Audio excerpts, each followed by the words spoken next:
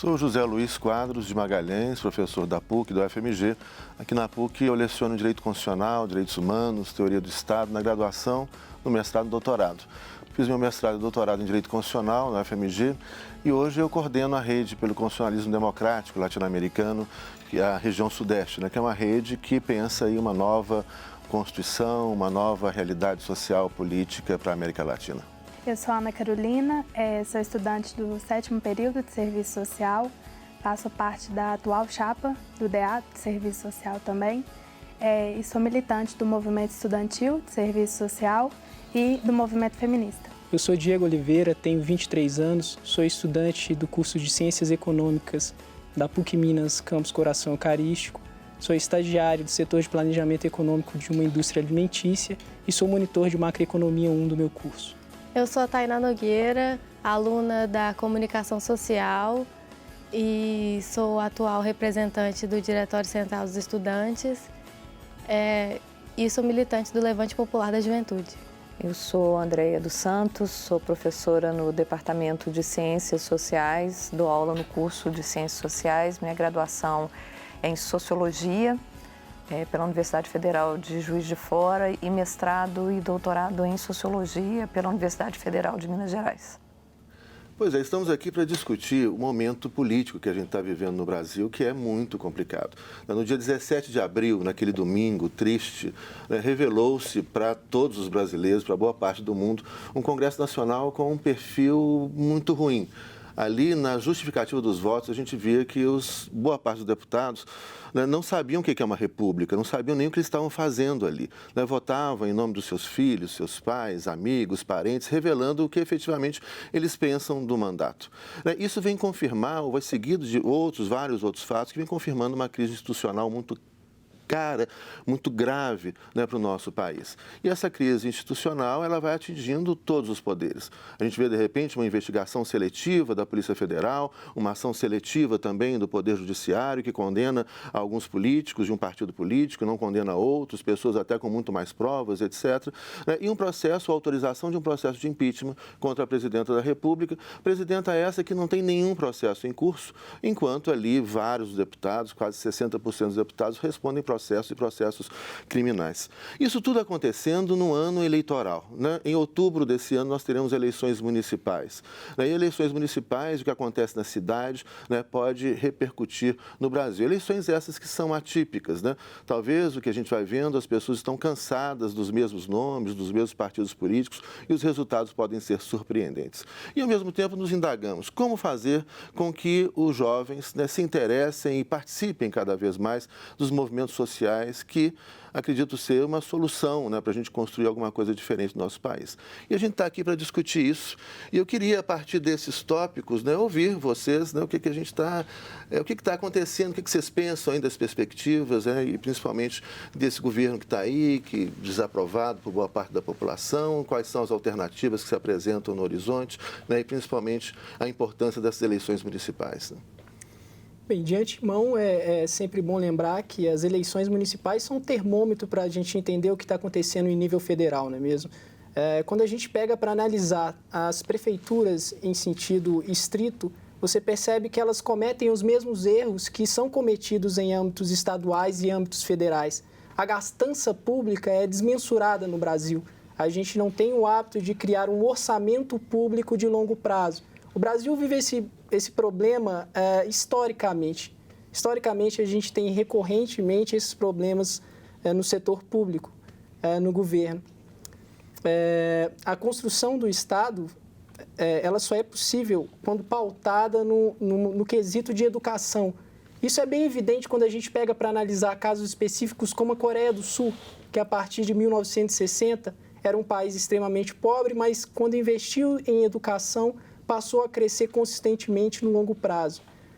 Voltando ao tópico do impeachment, acredito eu que a presidenta tenha sido impeachmentada pela completa ineficiência dentro do cargo público, pela falta de governabilidade que ela demonstrou, principalmente no segundo mandato, onde ela cometeu novamente os mesmos erros advindos do primeiro mandato, que era aumentar o setor público no momento em que a arrecadação estava deprimida. Pois é, Diego. Mas aí a gente tem uma questão interessante que eu queria ouvir também as outros participantes, né, sobre isso, que é o processo de impeachment. A gente não vive num sistema parlamentarista, não é mesmo? Então a gente não pode afastar um governo porque a gente não está gostando com o governo ou a gente não concorda com a política econômica do governo.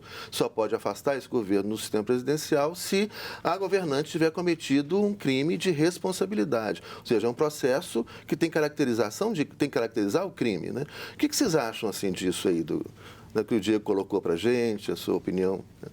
Acho que esse último processo, ele foi um processo que ilegítimo por grande parte da população, e isso que você falou do dia da votação na Câmara, a gente ficou muito abismado com o tanto que o Congresso é conservador, assim, em rede nacional, e quanto que aquele Congresso não representa a juventude, né? Uma juventude que é sempre muito descredibilizada, porque é um discurso que, às vezes, a mídia tenta colocar o jovem como aquele jovem rebelde que não sabe o seu posicionamento, quando a gente sabe sim se posicionar. Uhum. E por isso que a juventude hoje vem com uma proposta de mudar o sistema político do país, vem com uma proposta de participação mesmo da política em movimentos sociais ou em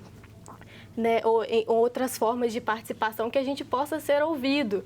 Então, assim, quando a gente se coloca enquanto jovem, é um momento em que a nossa identidade ali a gente está se descobrindo, mas que a gente tem que pautar as coisas que a gente quer, né? O jovem trazendo isso para a discussão municipal. O jovem precisa de mobilidade urbana, então o jovem vai exigir a mobilidade urbana. São questões importantes, né? E Carol, pois é, o que você acha aí? Esse Congresso te representa? Então, eu acredito, né, pelas minhas convicções políticas, de que foi um processo legítimo também, concordo com muito com o que a Tainá falou. Eu acho que o meio da gente conseguir isso é ir para a rua. Não tem outro meio da gente fazer mudança e de construir essa identidade do jovem, seja ela independente de qual partido que for, não indo para a rua e não se identificando com algum movimento social, seja ele estudantil ou, enfim, né?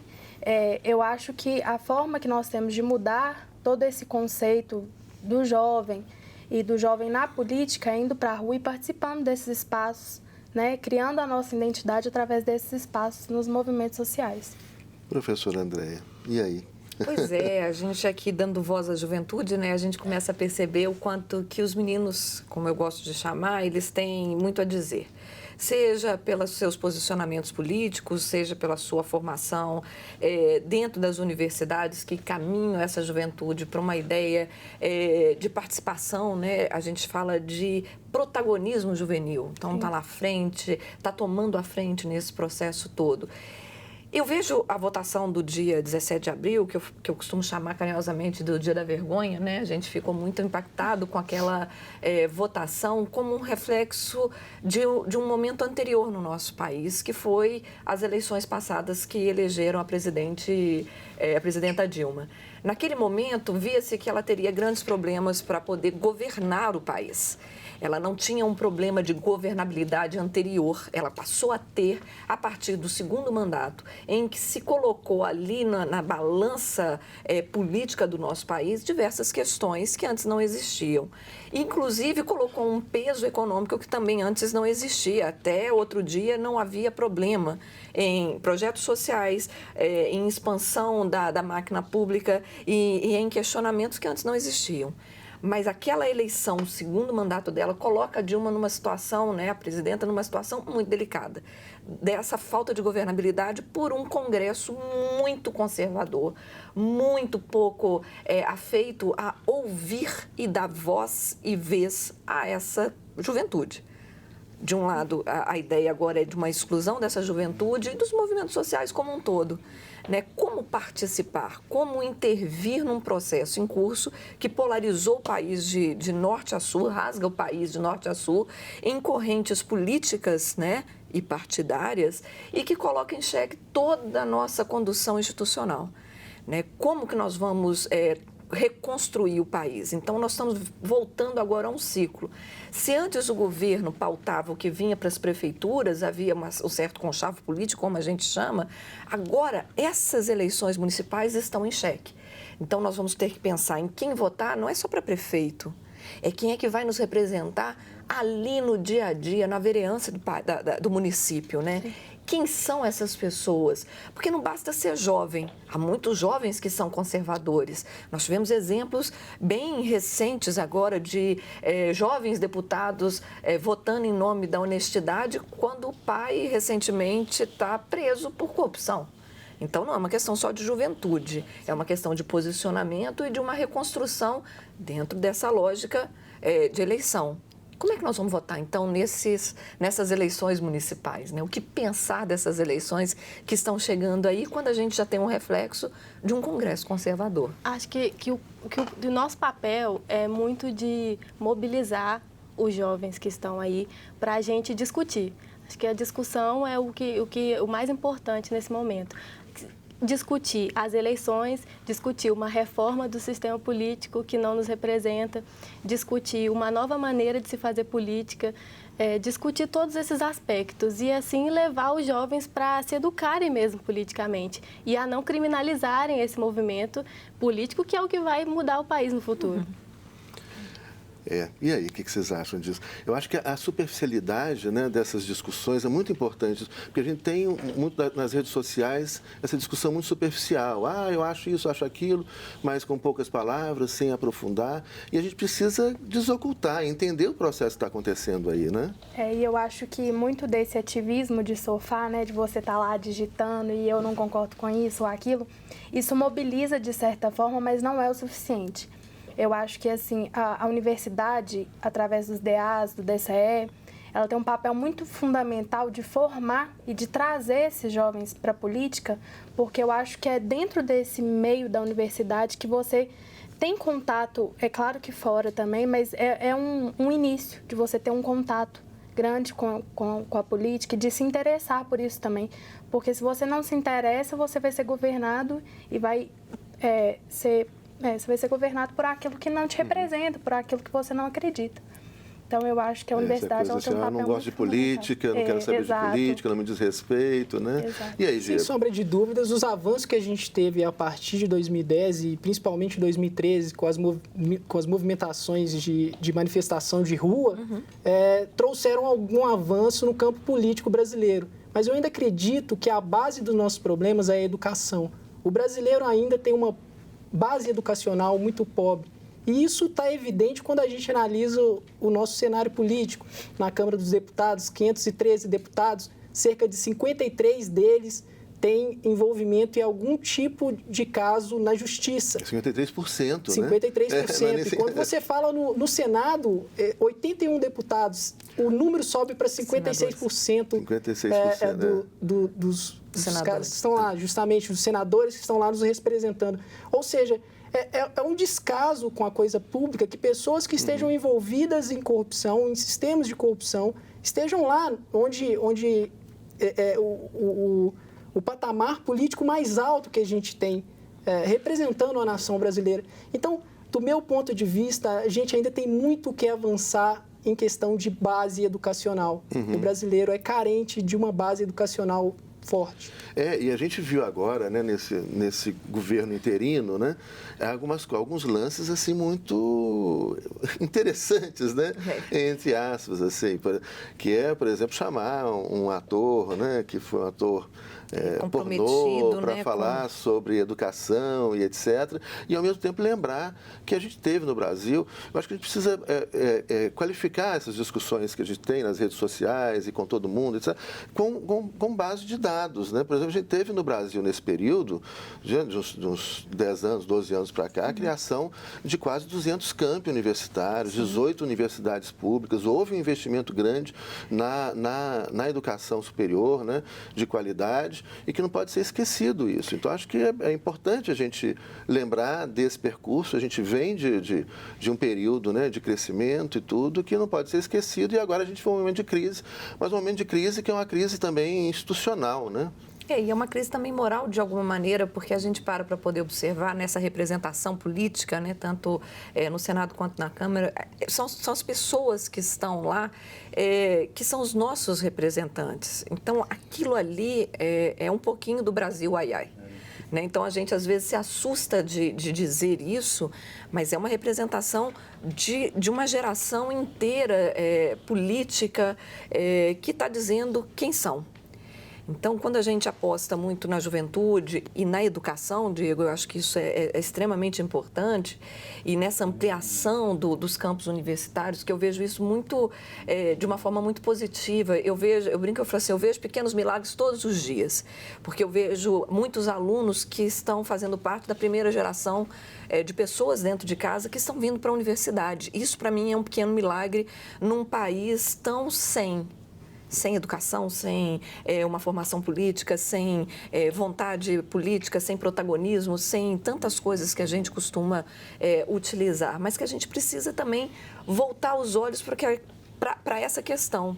Se são aqueles caras que nos representam, então a gente tem que começar a pensar em quem que nós queremos votar. Essa renovação política, ela passa já por um apelo de uma participação maior das mulheres, né? Uma melhor representação para a questão dos direitos humanos. E aí eu estou englobando a questão da raça, muitas questões de gêneros que estão pipocando nos debates hoje de uma forma muito ampla. E isso é uma ampliação também das garantias de direitos e deveres dentro da nossa sociedade que a gente precisa olhar e colocar no Congresso, colocar na Câmara dos Vereadores, colocar no Senado outras pessoas, não os filhos daqueles, mas outras pessoas, né, que elas possam também pleitear cargos públicos e mudar a lógica partidária nesse país. Mudar por uma reforma política que nós precisamos dela mais do que nunca. Se nós sairmos ilesos dessa crise institucional, que eu acho pouco provável, sem uma reforma política, nós não fizemos nada pelo país, nada, e nós não estamos gritando por isso. Essa reforma política, ela tem que vir já. Para ontem, né? Ela foi sabotada dentro da Câmara dos Deputados, sabotada porque havia uma série de discussões, haviam 3 projetos. Não se discutiu nenhum dos 3 e votou o que se quis e ninguém falou nada. Essas coisas também tem que ter um trombone para a gente assoprar. Né? Então, tem que botar a boca nesse trombone para a gente poder mostrar que a juventude se compromete também com o futuro do país, com o agora e com o que vai vir depois. Pois é, André, e aí é um risco importante da gente lembrar, quer dizer, fundamental é a reforma política. Óbvio que esse Congresso Nacional não vai fazer a reforma política. Não, isso que está Então a gente precisa voltar a discutir aquela tese que a Dilma levantou em 2013, de uma constituinte exclusiva, temática, para fazer a reforma política, elegendo uma outra Assembleia com outro tipo de representação. Sim. Então que leve em consideração, por exemplo, 50% de mulheres, né, de negros, LGBT, indígenas, quilombolas, enfim, onde toda a sociedade esteja representada. Como foi a Constituinte de 88, com uma ampla participação de diversos segmentos. Para muito além dos partidos políticos. Sim. A gente precisa pensar também em outro Congresso que não seja só esse político partidário, mas que tenha esse tipo de representação assegurada. Né? E isso vem pela reforma política. Agora, eu acho que o perigo é a gente fazer uma reforma política agora, nesse atual contexto, com mídia concentrada, com essa legislação que está aí, né? A gente precisa, para fazer uma reforma política, de colocar as pessoas ainda mais nas ruas. Né? Para a gente falar um poder constituinte, soberano, as pessoas precisam estar mobilizadas, muito mobilizadas. Senão, do jeito que as coisas estão e com esse Congresso que está aí, e com essa mídia que está aí, nós vamos ter uma reforma que vai fazer com que a gente ande ainda mais para trás, né? Desculpa, Tainá, porque assim eu fico com medo desse conservadorismo todo ser pauta para mais anos de eleição, né?